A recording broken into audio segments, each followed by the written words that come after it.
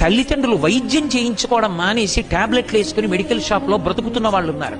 చీర మంచిది కొనుక్కోవడం మానేసి మీకోసం డబ్బులు దాస్తున్న వాళ్ళు ఉన్నారు. తాము బంగారం చేయించుకోవడం మానేసి మీ పెళ్లికి రేపు నగల కోసం దాస్తున్న వాళ్ళు ఉన్నారు. అటువంటి అమ్మని నాన్నని మోసం చేయడం, అమ్మా నాన్న చెప్పినట్టు బ్రతకకపోవడం కృతజ్ఞత. మెడికల్ షాప్ లో ఒక ఆయన కనపడ్డాడు నాకు బాగా సన్నిహితుడు. ఏదో వ్యాధి పేరు చెప్పి మందు అడిగాడు. అతను టాబ్లెట్ ఇచ్చాడు.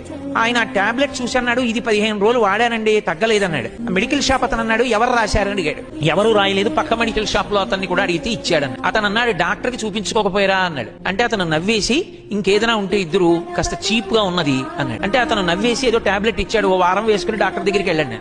నేను మెట్లు దిగిపోయాక అడిగా, ఏమయ్యా డాక్టర్ దగ్గరికి వెళ్లకుండా ఇలా ఎందుకు వాడుతున్నావు మెడికల్ షాపుల్లో?